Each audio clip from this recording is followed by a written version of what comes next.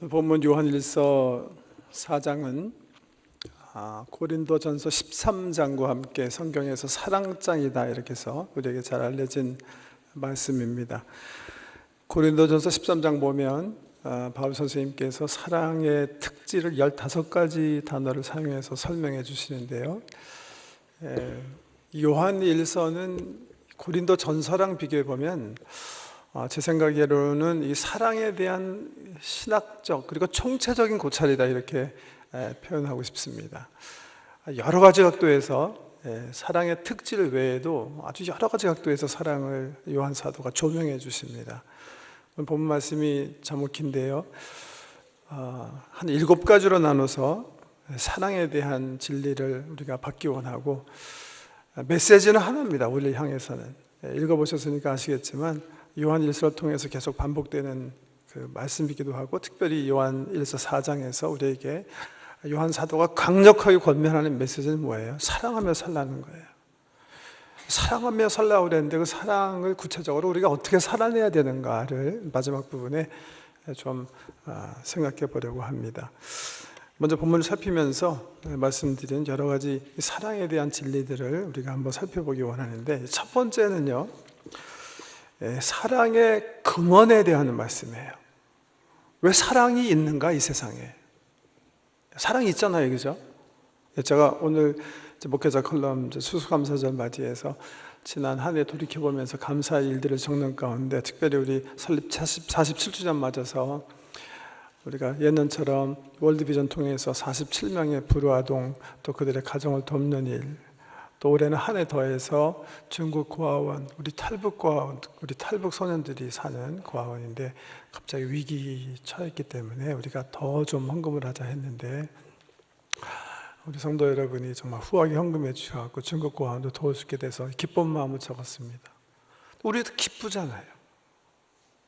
돕고 어려운 사람 있을 때 돕는데 우리가 삶의 의미를 발견하고 그 일을 기뻐하고, 정말 그렇다.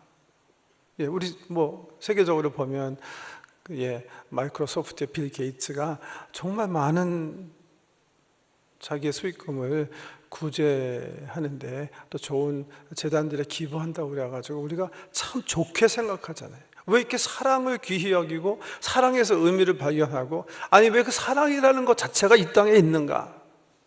그 이유를 말씀해 주세요. 뭐라고요? 하나님이 사랑이시기 때문에 그렇다. 사랑의 근원은 하나님에 있다 이렇게 얘기하세요. 성경 말씀 보세요. 7절인데요. 이렇게 얘기하시고 있어요. 사랑하는 자들아, 우리가 서로 사랑하자. 사랑은 하나님께 속한 것이니 이렇게 얘기하고 있어요. 우리 한국 성경에 이제 사랑은 하나님께 속한 것이니 이렇게 돼 있는데, 영어 성경에 보면 이렇게 번역하고 있어요. Beloved, let us love one another. 그리고 because love has its source in God 이렇게 얘기하고 있어요. 사랑이 이 세상에 존재하는 이유는 하나님으로 비롯됐다. 하나님이 사랑이시기 때문이다. 사랑의 기본적인 근원이 하나님에 있다. 이렇게 원어가 얘기하고 있는 거예요. 하나님께 삼위일체로 존재하세요. 아버지 하나님, 아들 하나님, 성령 하나님. 근데 성경에 나온 그 존재 형태를 보면 그분들은 정말 온전한 사랑 가운데 거하세요. 아버지 하나님은, 아들 하나님은 아버지 하나님과 동등하신 하나님인데 동등됨을 취하지 않고 아버지 하나님 뜻에 온전히 순종하세요. 아버지 하나님은 그런 아들을 너무 기뻐하셔서 자기의 모든 권위를 아들에게 주세요. 그리고 두 분의 뜻에 따라 성령은 너무나 기뻐하면서 모든 일을 준행하시는 퍼펙트 하모니, 온전한 공동체적으로 하나님께서 존재하시는데, 우리 사람을 만드실 때 하나님께서 그 형상으로 만드셨대요. 창조 속에 우리 가운데 사랑이 나타난 바 된 거예요. 사실은요, 사랑이 있는 이유는 하나님이 사랑이시기 때문에 그렇다. 그렇게 이해하고 있어요. 초대교회 교부 가운데 클레멘트라는 분은 그렇기 때문에 사람은 사랑할 때 가장 하나님과 유사한 존재가 된다, 그렇게 표현했어요. 하나님 된다는 건 아니고요. 하나님께서 기본적으로 만드신 우리의 형상이 이 사랑의 공동체적인 요소가 있기 때문에 정말 사랑할 때 그 사랑이 우리 그 형상이 회복되는 것이고 하나님 비슷한 어떤 그런 존재 형태를 취하게 된다, 그렇게 표현하는 거예요. 또 16절 말씀 보시니까 그 열매물로 이렇게 얘기하시네요. 하나님이 우리를 사랑하시는 사랑을 우리가 알고 믿었노니 하나님은 사랑이시라. 사랑 안에 거하는 자는 하나님 안에 거하고 하나님도 그의 안에 거하느니라. 우리가 사랑 안에 거하면 어떻게 돼요? 하나님이 그 안에 거하신다는 거예요. 우리가 사랑 안에 거하는 것이 하나님 안에 거하는 거라는 거예요.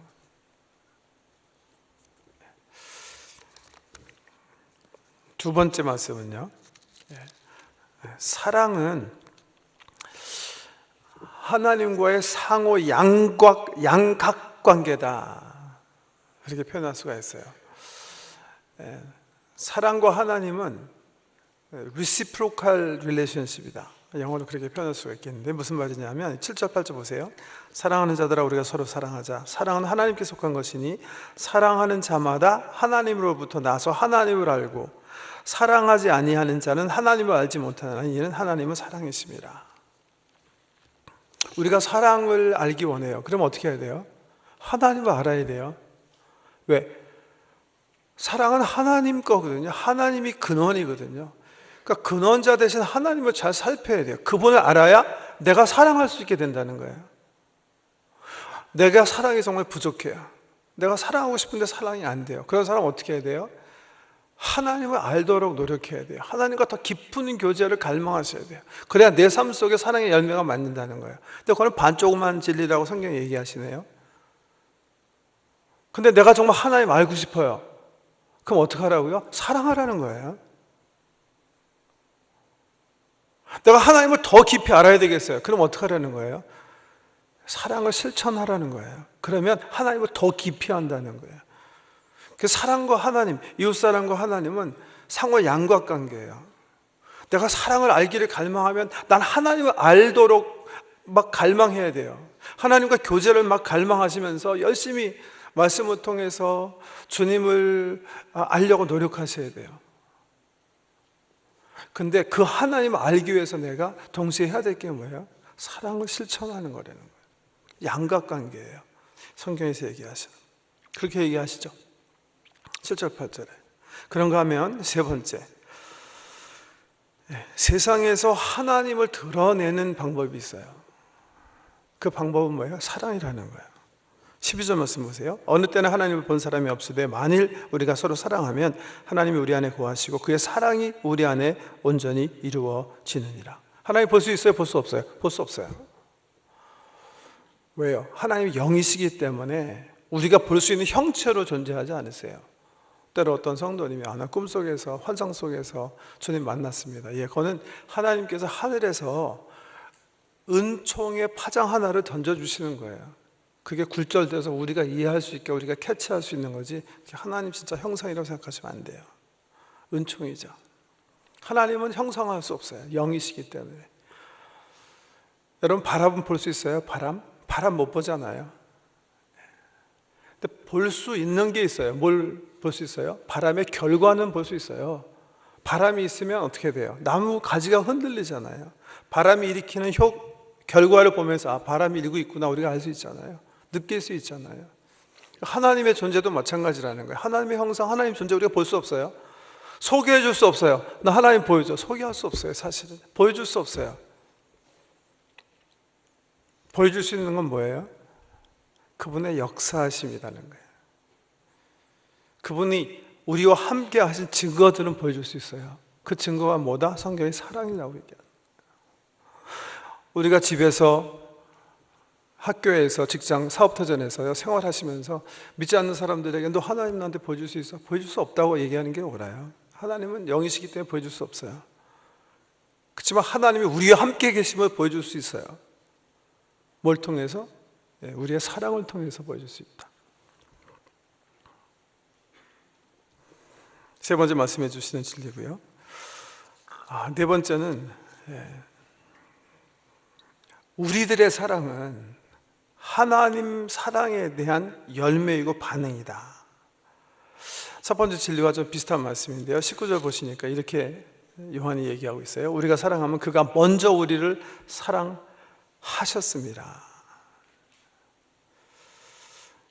우리가 먼저 하나님의 사랑을 받았기 때문에 그 사랑이 뭔지, 그 실체가 뭔지 정말 알 수 있게 된 거예요. 그래서 하나님 사랑하시는 것처럼 사랑할 수 있는 그런 가능성이 우리 삶에 열리게 된다.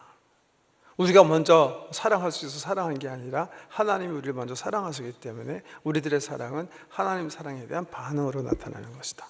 이렇게 설명하고 있고, 다섯 번째는요, 사랑을 알면, 하나님의 사랑을 알면, 그러면 우리 삶 속에 두려움이 없어진다. 이렇게 얘기하고 있어요. 17절 말씀. 이로써 사랑이 우리에게 온전히 이루어진 것은 우리로 심판날의 담대함을 가지게 하려 함이니 주께서 그러하신 것 같이 우리도 이 세상에서 그러하니라. 사랑 안에 두려움이 없고 온전한 사랑이 두려움을 내쫓나니 두려움에는 형벌이 있습니다. 두려워하는 자는 사랑 안에서 온전히 이루지 못하였느니라. 두려움은 왜 있죠? 하나님과의 관계에 있어서 왜 두려움이 있는 거죠? 처벌받을까 봐 그런 거죠. 심판받을까 봐 그런 거죠. 없어져야 되는 건데 가지고 있는 분이 계세요. 왜 그런 거예요? 하나님을 알지 못하는 거예요. 아직. 뭘 알지 못한 거예요? 하나님이 정말 나를 사랑하신다는 걸 알지 못하는 거예요. 하나님이 사랑이신 것을 아직 알지 못하는, 그 사랑 안에 내가 거하지 못한 거예요. 그러면 내 삶 속에 두려움이 있어요. 하나님에 대한. 온전한 사랑은 그러나 우리 속에서 하나님에 대한 두려움을 더 없애준다. 그렇게 말씀하셨고, 여섯 번째는 하나님 사랑과 이웃 사랑은 뗄 수 없는 상호관계다 얘기하세요. 20절 말씀 보시면 누구든지 하나님을 사랑하노라 하고 그 형제를 미워하면 이는 거짓말하는 자니 보는 바 그 형제를 사랑하지 아니하는 자는 보지 못하는 바 하나님을 사랑할 수 없느니라. 우리가 이 계명을 주께 받았나니 하나님을 사랑하는 자는 또한 그 형제를 사랑할지니라. 내가 정말 하나님의 사람인지 내가 어떻게 알아요? 하나님께서 내 안에 거하시는지 정말 어떻게 알아요? 한 사람이 정말 진실한 그리스도인인지 우리가 어떻게 합니까? 기도하는 거 보고 아나요? 예배하는 거 보고 아나요? 금식기도 많이 하시는 분은 진실한 그리스도인인가요? 성경이 얘기하는 잣대는 이거예요. 특별히 마태복음 7장 보면 주님께서 아주 그냥 이렇게 막 듣기 섬찟한 말씀하시죠. 1년의 사람들이 주님 앞에 나와 있는데 내가 너희들 알지 못한다. 떠나라. 아니 주님, 우리가 주님 따라다니면서 선지자 노릇도 하고 귀신도 쫓아내고 예언도 하고 했는데 우리가 주님을 모른다니요. 주님 뭐라 그러세요? 불법을 행하는 자들아, 내 앞에서 떠나가라. 내가 너희를 알지 못한다. 뭐가 없었던 사람들이에요? 주께서 주신 사랑의 법대로 살지 않은 사람들이에요. 사랑은 뭐예요? 뗄래야 뗄 수 없는 크리스찬의 열매예요. 오늘 장로님 기도하셨는데요, 특별히 포도나무 얘기하셨는데 우리 주님께서 말씀하시기를 나는 포도나무요 너희는 가지다. 너는 내 안에 나는 너 안에. 무슨 말씀이죠? 하나라는 거예요. 우리와 주님이 하나예요. 내가 예수 그리스도를 생명의 구세주로 영접했을 때 주님은 내 속에 들어와 있어요. 나는 그 안에 죽어요. 그러므로 이제부터는 내가 내 스스로 사는 것이 아니라 내 안에 계신 하나님이 내 삶을 살게 하세요. 나와 하나님 하나 됐다는 거예요. 비유를 얘기하면 포도나무와 가지의 관계예요. 내가 포도나무가 됐는데 어떻게 열매가 안 맺힐 수가 있을까요? 그럴 수 없다는 거예요. 하나님이 내 삶의 주인이시면 당연히 사랑의 하나님이 내 삶의 가지 속에서 사랑을 맺으신다. 이런 진리예요. 자, 마지막 이제 말씀을 좀 구체적으로 드리려고 하는데, 결국 메시지는 뭐냐면 사랑해야 된다는 거예요. 사랑해야 우리가 정말 하나님을 알 수 있고 하나님 우리 안에 거하시는 게 되고 세상 사람들도 하나님께서 우리와 함께 하신 거 알고 우리 삶이 복음이 되고 말이죠. 이런 귀한 그 축복이 우리 삶 속에 있다는 거죠. 그러니까 어떻게 해라? 사랑해라. 우리 하나님께 살아가실 것처럼 사랑해라. 이게 메시지예요. 요한일서의 메시지인데, 오케이. 그 사랑하라고 그러는데 이 사랑이 뭐냐 그러면 어떻게 사랑하는 게 정말 주님 원하시는 사랑을 하는 것인가? 사랑의 성격에 대해서 좀 생각해 봐야 되겠어요. 왜냐하면 이 사랑에 대해서 오해를 너무 많이 하시는 경향이 있는 것 같아요. 사랑하라면 막 절망하시는 분들이 계세요. 싫은데 어떻게 사랑하느냐? 그런 질문에 대해서 요한이 얘기하는 귀한 말씀이 있기 때문에 그 말씀을 좀 결론 부분에 좀 드리려고 합니다. 사랑이 뭔가? 바울 사도가 요한복음 13장에서 15가지 단어로 얘기했는데 요한 사도는 이 사랑을 이렇게 요약하고 있어요. 10절 말씀 보세요. 9절 말씀입니다. 하나님의 사랑이 우리에게 이렇게 나타난 바 되었으니, 이제 하나님이 사랑의 소스예요. 지금 오리진이에요. 원조예요, 이를테면. 근데 그 분이 이제 우리로 하여금 사랑을 알 수 있도록 데몬스트레이트 하신 거예요. 나타내 보이셨던 게 있어요. 그 사랑으로 살아가기 원하시면서 나타나 보이신 게 있다는 거예요. 그게 뭐예요?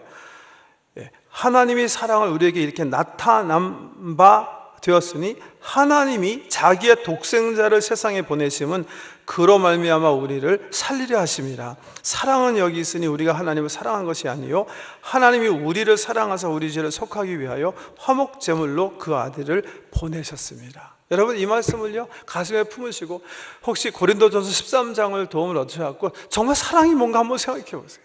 하나님께서 우리에게 추구하기 원하시는 그 사랑이 뭔가.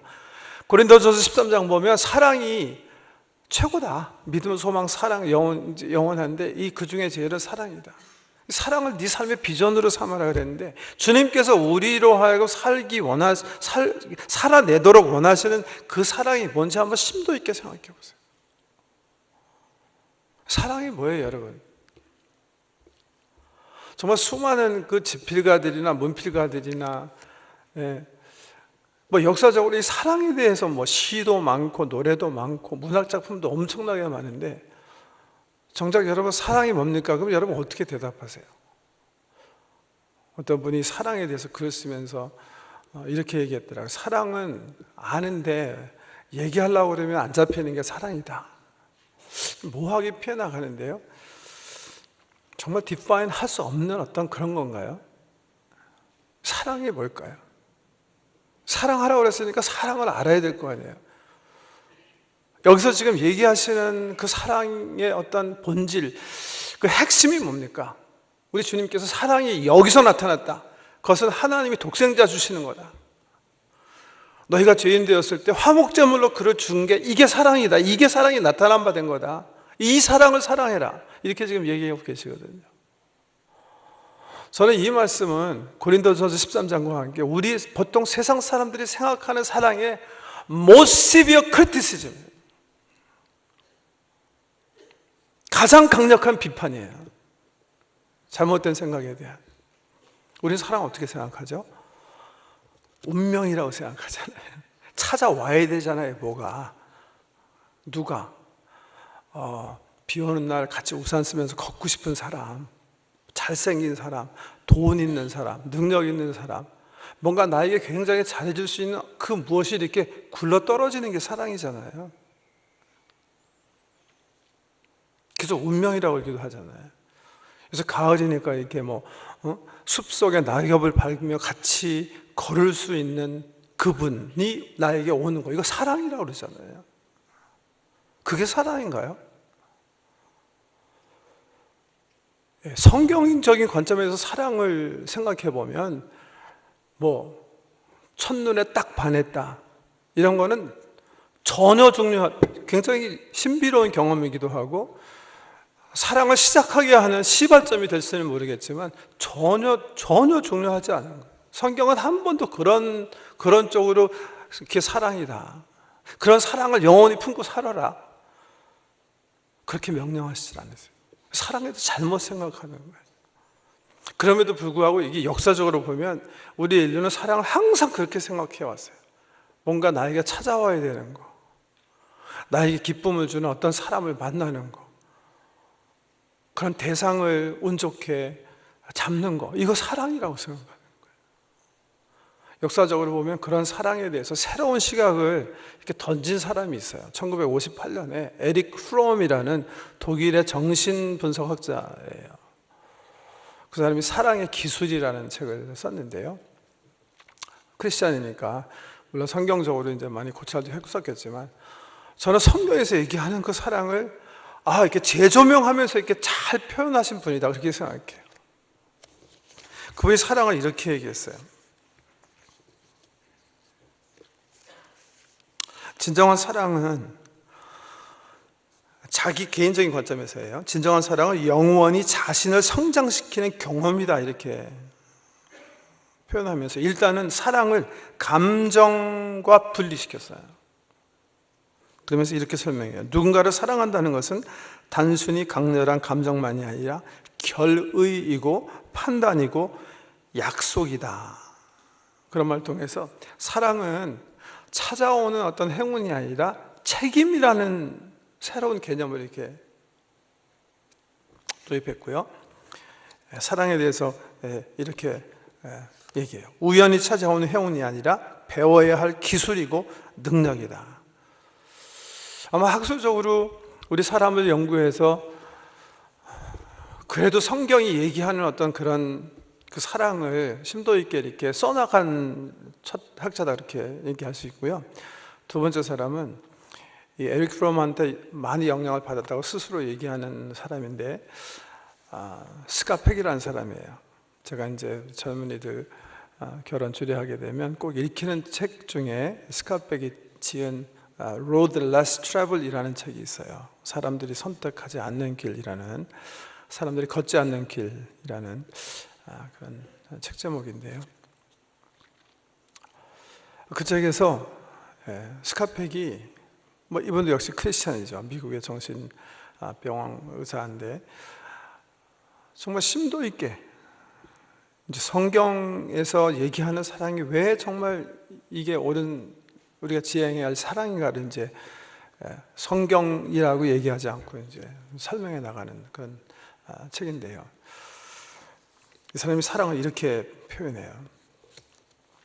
사랑은 자신과 다른 사람의 영혼을 성장시키기 위해 자아를 확장하고자 하는 의지다. 그리고 사랑은 명사형이 아닌 동사형으로 사랑은 실제로 행할 때만 존재한다. 보통 우리는 사랑이 내 가슴 속에 있다가 한 5년 지나면 없어졌다가 또 기분 조금 찾아왔다가 하는 감정으로 생각하는데, 사랑은 그런 거 아니고, 사랑은 상대의 영혼을 성장시키기 위한 나의 의지다, 이렇게 표현하는 거예요. 자, 다시 우리 성경으로 돌아와 보세요. 사랑을 뭐라고 설명해요? 너희가 죄인 되었을 때 내 아들을 주는 게 사랑이다, 이렇게 표현하는 거예요. 뭐 얘기하시는 거예요? 사랑은 첫째 대상의 이상과는 상관없는 거예요. 우리가 아주 예쁘고 어트랙티브하기 때문에 하나님께서 에로틱한 사랑에 빠지셔가지고 아들을 주셨어요. No. 대상에 상관없는 거예요. 하나님 관점에서 볼 때 우리는 아이디얼하지 않아요. 그럼에도 불구하고 하나님께서 어떻게 하시는 거예요? 우리를 살리시려는 거예요. 생명을 주시려고 하는 거예요. 삶 같은 삶을 살게 해주시는 거예요. 살려주시는 은총으로 우리에게 다가오시는 게 사랑이라는 거예요. 내가 집에서 함께 살고 있는 사람이 있어요. 그 사람과의 사랑이 어떻게 나타나야 되는 거예요? 이 사람을 살리는 은총으로 나타나야 된다는 거예요. 하나님께서 내 파트너를 통해서 이루고자 하시는 비전과 꿈이 있어요. 그 포텐셜이 있잖아요. 그걸 살게 해주는 거예요. 그게 사랑이라는 거예요. 이 사람이 정말 full life, 의미 있는 life, 그런 삶을 살도록 내가 선택해 주는 게 사랑이라는 거예요. 하나님이 죄 가운데 있고 허물 가운데 있고 부족한 우리를 살리시는 은총으로 사랑하신 것처럼 내 주변에 있는 사람을 살리기 위한 나의 노력, 나의 노동, 나의 선택, 나의 행동, 이게 사랑이라는 거예요. 스카백이 얘기한 것처럼 그렇기 때문에 사랑은 동사예요. 명사가 아니에요. 바울은 그렇게 얘기하죠. 사랑은 오래 참는 겁니다.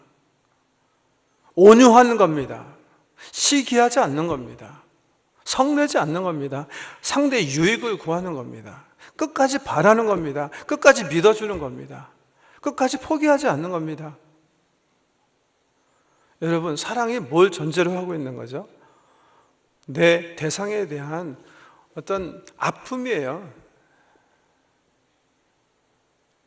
그 대상이 참 멋있고 나에게 유익이 되고 좋고 나를 따스하게 해주고 라는 것을 전제로 하는 게 아니라 내 대상이 나에게 아픔을 주고 나를 배신하고 나를 무시하고 나를 아프게 하고 화를 돋구고 하는 그 대상을 염두에 두고 사랑을 얘기하시는 거예요.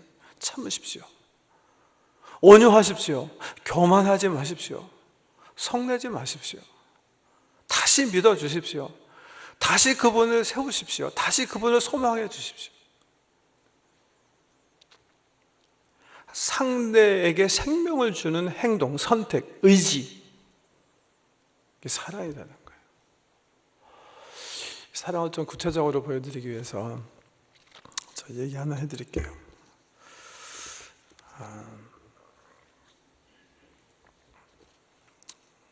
실제적으로 이제 있었던 일인데요. 뉴욕 브롱스에 어린아이들이 이렇게 두 팀으로 나눠서 야구 경기를 하고 있었대요. 예쁜 유니폼을 입고 이제 클럽에 속한 아이들이 야구 경기를 하고 있는데 그 경기를 좀 멀리서 아빠와 아이 하나가 이렇게 보고 있었어요. 재밌게 보던 아이가 갑자기 아빠한테 요청을 하는 거야. 아빠, 나 저거 정말 해보고 싶으니까 나도 야구 경기 좀 하게 해주라. 근데 아빠는 그 말 듣고 참 가슴이 아픈 거예요. 왜냐하면 자기 아이는 태어날 때부터 정신 장애자예요. 그래서 IQ도 낮아서 운동의 코디네이션을, 그러니까 운동을 할 수 있는 그런 지능을 가지고 있지 못한 거예요. 한 적도 없고. 근데 안 그랬는데 걔가 그날따라 조르는 거야. 아빠, 나 정말 저거 한번 하고 싶으니까 나도 한번 하게 해주라. 그거 아빠가 그냥 거의 강권되어서 이제 할 수 없이 야구하는 아이들 펜스 쪽으로 이렇게 접근해 간 거예요. 그래서 한 팀이 이렇게 가서 주장되는 것 같이 생긴 애한테 가서 이제 얘기한 거예요. 우리 애가 야구 하고 싶어 하는데 혹시 껴줄 수 있겠니? 당연히 이제 안 껴줄 거라고 생각하고 물어봤는데 놀랍게 그 주장 아이가 이렇게 걔를 보더니 우리 지금 8회 하고 있는데 우리 팀이 지고 있는데 져도 되면 괜찮으니까 들어오라고. 그러더니 자기 모자를 벗어서 애 모자를 씌워주더래요. 그래갖고 애가요 난생 처음으로 이제 글러브를 끼고 외야수가 돼가지고 이제 야구를 하게 된 거예요. 8회가 끝났어요. 상대팀이 공격하고 9회 말을 맞이하게 된 거예요. 근데 2점 지고 있는 이 팀인데 갑자기 첫 번째 타자가 나가서 히트 친 거예요. 두 번째 타자 죽고 세 번째 또 히트 쳐 나갔어요. 그러니까 투아웃에 퍼스트 베이스, 세컨드 베이스가 된 거예요. 그런데 공교롭게 보니까 아버지가 보니까 그 다음에 배팅 순서가 자기 아들인 거예요. 그러니까 아빠 생각하기에 이건 또 큰일 난 거예요. 왜냐하면 그 순간에 지금 히트 하나 치면 홈런 하나 치면 역전되는 기회가 온 건데 투아웃인데 애들이 자기 아들 내보내겠습니까? 근데 놀랍게 그 주장애가 자니 네 순서니까 나가서 쳐라 그러더래요.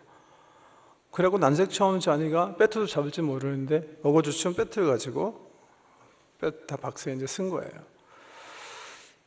공이 들어왔어요. 공이 다 지나간 다음에 캐쳐가 잡은 다음에 내가 배트를 휘둘렀어요. 그것을 보고 상대팀 투수애가 조그만 아이들인데 두 걸음 앞으로 다가와서 이번에는 자니가 공을 잘 칠 수 있게 언더트로라고 그러죠. 이렇게 던져주더래요. 그래서 그걸 보고 자니가 휘둘렀는데 역시 허친 거예요. 그 모습을 보고 자니 팀에 속한 아이가 하나 나오더니 자니 뒤에서 이렇게 와서 자니와 함께 배트를 잡고 그 모습을 본 상대방 투수는 더 한 걸음 나와서 정말 치기 좋게 공을 던졌대요. 그리고 자니와 등을 맞댄 그 아이의 도움으로 배트에 드디어 공이 맞았는데 그 공이 대굴대굴 서드 베이스로 굴러가는 거예요.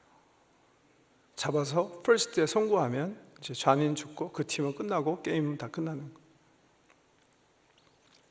공을 잡은 애가 자니가 뛰어가는데 금방 던지지 않고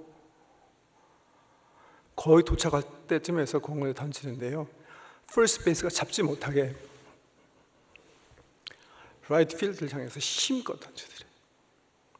공이 굴러가지고 라이트 필드 쪽으로 갔고 아이들은 그것을 보면서 Johnny, run to second, run to second. Johnny가 세컨 베이스 뛰기 시작했어요. 공을 라이트 필드가 잡아서 던지려고 하는데 세컨에 도착한 아이를 염두에 두고 공을 던졌는데요, 이번에는 세컨 베이스맨이 잡지 못하게 레프트 쪽을 향해서 애가 높이 던지더래요. 아이들은 그걸 보고 Johnny, run to third, run to third. 또 돌아오는 아이를 레프트에서 잡은 애가 정말 공을 던지면 죽일 수 있는데, 아웃시킬 수 있는데 다시 공을 잡아서 홈베이스에 던지면서 홈이 받지 못하게 더 높이. 그래서 이 자니 팀이요, 한 점 차이로 이제 그 시합에서 이겼다는 그런 얘기인데, 옴버스맨이라는 그 인권단체가 있습니다. 세계적인 단체, 우리 토론토에서도 대학마다 있는 그런 인권단체인데, 뉴욕에 있는 인권단체 그 모금 만찬에서 이 아빠가 그 경험을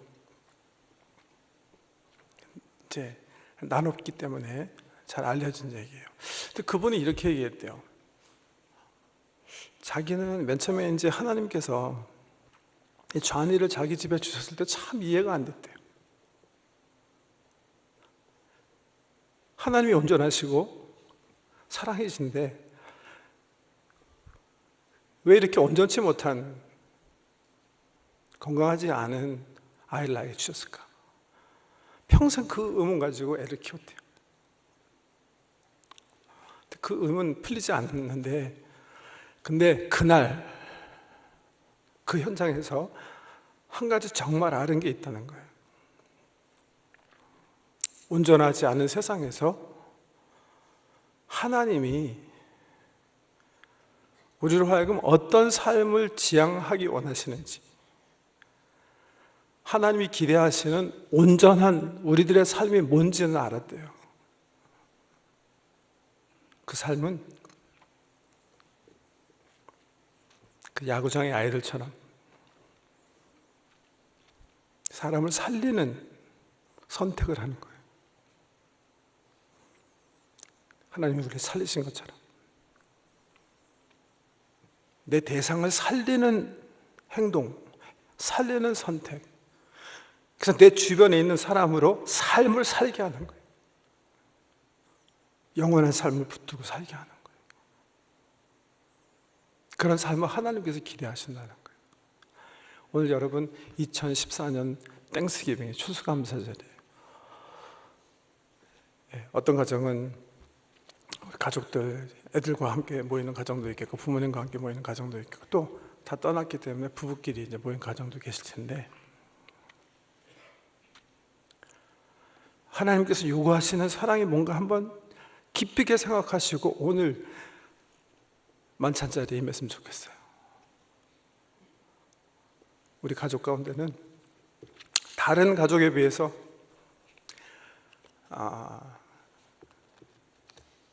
성취를 많이 못한 그런 사람도 있을 거예요. 다른 사람에 비해서 글쎄요, 외모도 좀 부족한 그런 사람이 있을지도 모르겠어요. 사회적으로 다른 가족 식구에 비해서는 또 이루지 못했기 때문에 많이 실망을 준 그런 식구가 있을지 모르겠어요.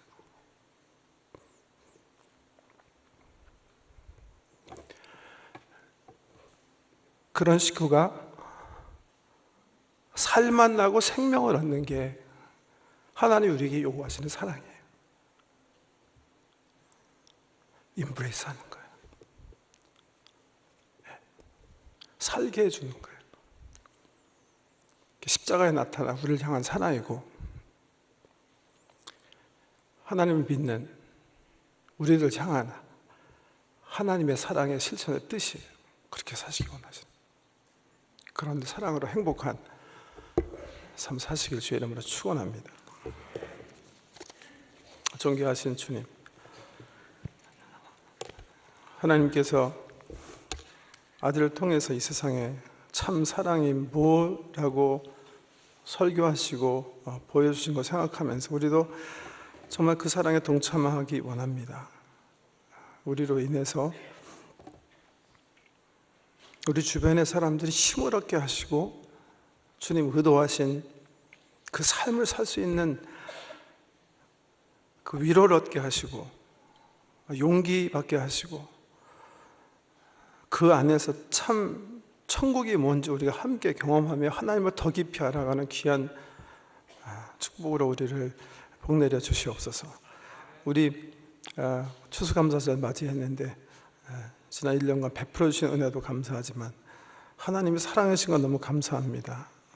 우리도 그 사랑 본받아 우리의 그 삶의 자리가 항상 감사가 넘치는, 기쁨이 넘치는 그런 은총을 누리게 해주시옵소서. 예수님 이름으로 기도드립니다.